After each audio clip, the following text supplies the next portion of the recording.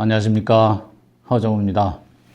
오늘은 아내들이여 남편은 주와 같으니라 라는 주제로 말씀드리겠습니다. 지금 이 영상을 보고 계시는 여러분, 제목에서 보셨듯이 아내에게 남편은 주와 같다 하였습니다. 이 말을 육적인 소리로 들으셨다면 당신은 곧바로 미친놈이라 하셨을 것입니다. 여러분, 오해가 없으시기 바랍니다. 여러분은 그동안 성경의 모든 말씀을 문자 그대로 이해하며 읽으셨습니까? 그런 시각과 생각이 얼마나 위험하고 잘못된 것인지 지금부터 논리적으로 말씀드리겠습니다. 성경을 문자적으로 읽으셨다면 그 논리가 맞지 않고 충돌되는 것을 느끼지 못하셨나요? 그러나 그 누구도 명쾌하게 설명해 주는 이가 없었으므로 그냥 체념하고 지나칠 것입니다. 분명히 아셔야 할 것은 성경은 어느 한 구절도 육적인 얘기가 없습니다. 인간이 창조의 섭리를 알고 신을 찾게 하기 위하여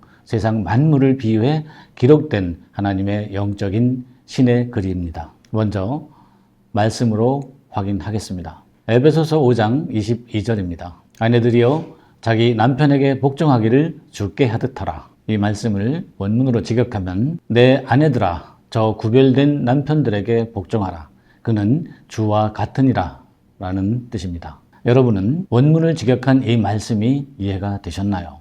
당신의 마음과 합해지셨나요? 혹 부대낌은 없으셨나요? 당신의 마음과 합해지셨다면 당신은 영에 속한 자로서 영적인 논리로 읽으셨다는 증거입니다. 반면에 부대낌이 계셨다면 당신은 육에 속한 자로서 주라는 단어 퀴리오스의 뜻을 잘 모르시는 오해로 인하여 비롯된 것입니다. 주 하면 모두가 오직 초림의 예수님으로만 인식하고 있습니다. 그렇지 않습니다. 이는 잘못된 인식이고 무지한 것입니다. 주라는 단어 퀴리오스는 권위에 있어서 최고, 즉 명사로서는 통치자, 함축적으로는 임, 존경받는 칭으로서는 하나님, 주, 주인, 선생님을 지칭합니다. 여기서 이 주는 결코 육적인 남편을 가리키는 단어가 아니라 영적으로 자신에게 말씀을 씨로 전하며 통치하는 주인된 남편을 말하는 것입니다. 여기에 하듯 하라라고 번역된 호스는 같이, 대로,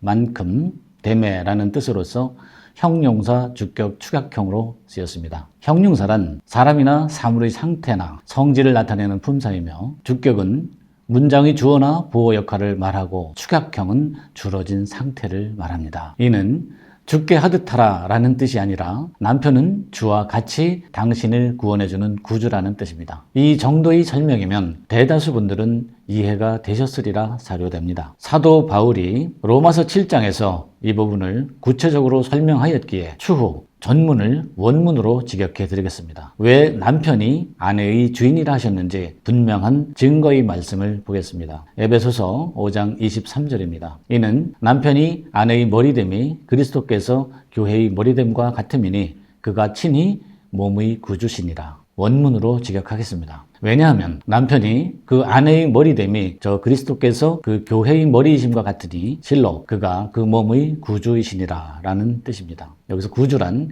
구속자를 말합니다. 우리의 몸이 움직이는 기능을 머리에서 지시하듯이 영적으로 말씀을 주는 통치자를 머리라 하는 것입니다. 우리의 몸을 움직이는 것은 뇌에서 지시하고 뇌는 혼이 지배하고 혼은 영이 지배합니다. 이렇게 혼적인 인간은 영이 죽은 자를 말하며 영적인 자는 죽었던 그 영이 부활한 자를 말합니다. 그러므로 당신의 죽은 영을 부활시키기 위해서는 죽은 영을 깨워줄 머리 역할이 필요합니다. 그 머리는 바로 땅의 존재인 당신을 하늘의 진리로 통치해줄 영적인 남편을 말하는 것입니다. 먼저 성경에서 말하는 머리의 순서를 보겠습니다. 고린도전서 11장 3절입니다. 그러나 나는 너희가 알기를 원하노니 각 남자의 머리는 그리스도요 여자의 머리는 남자요 그리스도의 머리는 하나님이시라. 원문을 직역하면 그러나 너희가 알기를 원하노라. 왜냐하면 모든 남편의 그 머리는 저 그리스도요 지금 아내의 머리는 저 남편이요 지금 그 그리스도의 머리는 저 하나님이시라 라는 뜻입니다.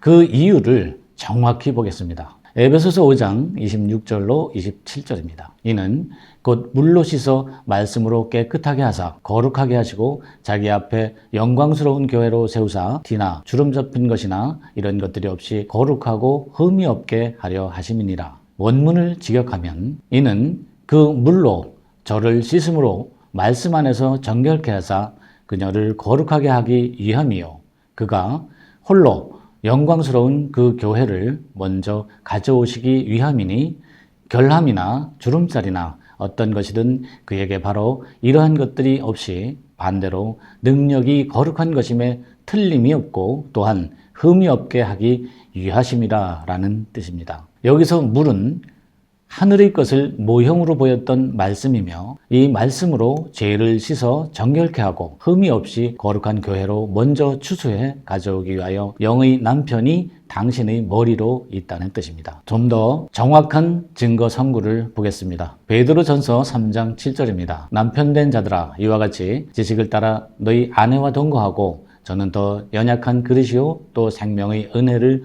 유업으로 함께 받을 자로 알아 귀히 여기라. 이는 너희 기도가 막히지 아니하게 하려 함이라. 이 말씀을 원문으로 직역하면 저 남편들아 그렇게 지식 아래에서 그 아내와 가족으로 동거하라. 더욱 유약한 그릇같이 또한 생명의 은혜로 공동 상속인들같이 값을 배분하되 너희의 그 기도를 방해하지 않는 자 중에서니라 라는 뜻입니다. 이 말씀에서 보듯 남편들은 진리를 말씀의 지식으로 아내에게 전하며 한 집에서 동거하라는 뜻이며 그 아내는 진리를 모르는 영적인 병자이니 생명의 말씀을 은혜로 주어 하나님이 약속하신 천국의 공동 상속인으로 인정하여 그 값을 말씀으로 똑같이 배분하라는 뜻입니다. 여기에 가족으로 동거하라라는 단어 시누이 케오와 배분하다, 주다, 수유하다라는 뜻을 가진 단어 아포네모는 현재 능동태 분사 주격 남성 복수로 쓰였기에 현재 진행형으로 영적인 가족으로서 동거하며 말씀을 주라는 뜻입니다. 그러나 말씀을 배분해 주는 데에는 전제 조건이 있습니다. 하나는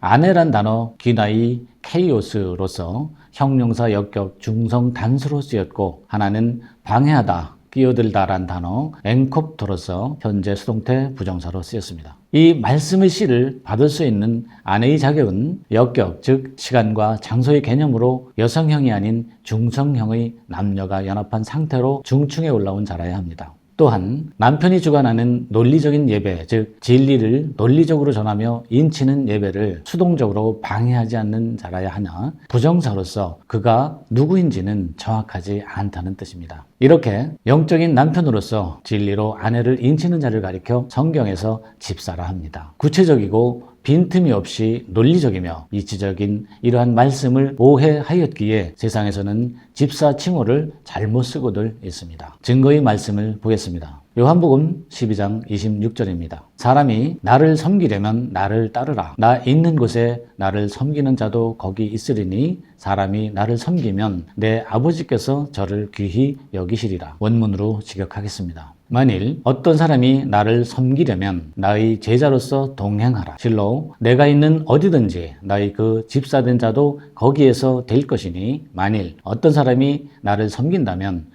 저 아버지께서 그를 높이 평가하시리라 라는 뜻입니다. 주님을 섬기는 일은 주님의 제자로서 동행하며 집사의 일을 보는 것입니다. 주님의 제자로서 동행한다는 것은 주님과 함께 같은 영적인 길에 있다는 뜻입니다. 본디 집사란 한 집안의 굳은 일, 즉 마음에 꺼리 끼고 언짢아서 하기 싫은 일을 맡아 하는 자로서 영적으로는 주님의 집인 하늘의 골방에서 각양각색의 사람들에게 말씀을 전하는 자를 말합니다. 이는 한 아내의 영적인 남편으로 구별되어 진리로 인치는 자를 가리키는 것입니다. 그러므로 자신의 영과 혼인하는 이러한 영의 남편이 주와 같은 자이니 순종하고 복종하라는 뜻입니다. 이제 모든 오해가 풀리셨나요? 이제는 성경을 문자적으로 읽지 않을 자신이 있으신지요? 인간이 스스로는 읽어도 알 수 없는 것이 성경입니다. 이는 하나님이 인간들에게 주신 신의 글이기 때문에 그렇습니다. 그러므로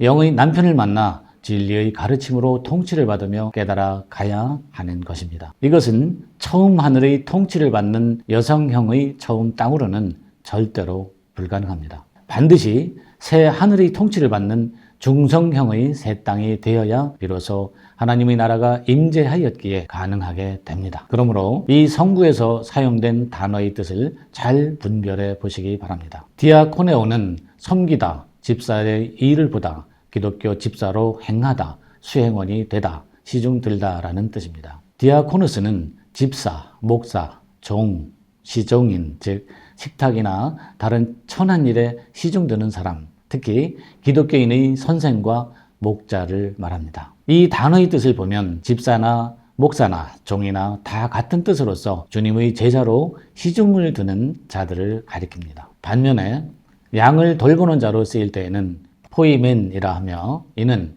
목자, 즉 문자적으로나 상징적으로 목사를 지칭하며 포이마이노는 목자로서 돌보다, 즉 상징적으로 감독자로서 양을 치다, 통치하다 라는 뜻입니다. 그동안 하나님의 말씀에 대해 무지했던 자신을 지금 발견하셨다면 그동안 섬겨오던 율법의 행위적인 신앙을 떠나 논리적으로 하늘의 진리를 깨닫는 영적 예배를 드려야 할 때입니다. 이는 로마서 7장에서 자세히 언급하셨듯이 율법은 주님께서 이미 십자가로 죽이셨으므로 죽은 남편이 된 지 오래되었습니다. 그러므로 이제 영적인 남편과 아내의 관계를 아셨다면 그동안 섬기던 실체가 없는 죽은 남편은 버리시고 새로운 영의 남편을 맞이하셔야 육의 벌거벗음을 벗고 영의 새로운 것으로 부활을 이룰 수 있게 됩니다. 영감이 있는 분이시라면 세상을 잘 보시고 분별해 보시기 바랍니다. 지금의 영적인 현실이 분명하고 적나라하게 낱낱이 보이게 될 것입니다. 기독교의 종말에는 이렇게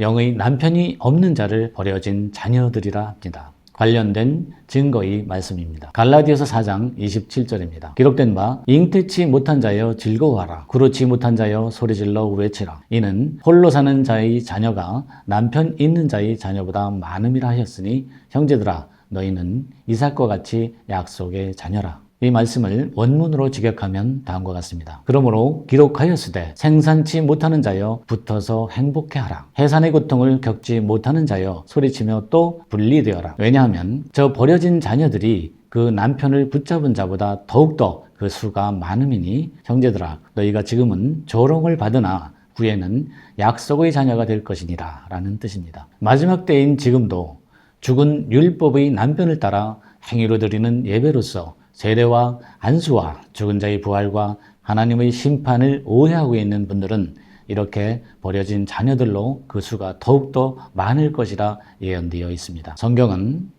바닷가 모래와 같이 그 수가 많은 이들을 과부의 자녀라 합니다. 왜냐하면 주께서 2000년 전에 이미 십자가로 죽였으므로 그 실체가 없는 율법을 첫 남편으로 섬기는 과부들에게 그 행위로 양육을 받고 있는 이스마엘과 같은 육의 자녀들이기 때문에 그렇습니다. 반면에 죽은 첫 남편은 버리고 새로운 영의 남편을 붙잡은 자들은 그 수가 적으며 약속의 자녀라 하였습니다. 왜냐하면 영혼이 곤비하고 심령이 갈급하여 도의 처부를 버리고 진리를 찾아 떠남으로써 버려진 자녀들에게 이삭과 같이 조롱을 받겠으나 그 후에는 약속의 자녀가 되어 예언대로 천국을 상속받을 것이기 때문입니다. 이제는 밭에 감추인 보화를 찾아야 하고 찾았다면 자기의 모든 소유를 다 팔아 그 밭을 사야 할 때입니다. 오늘도 여러분들의 잠자던 영혼이 무덤에서 깨어나 부활로 나오시기 바라겠습니다. 감사합니다.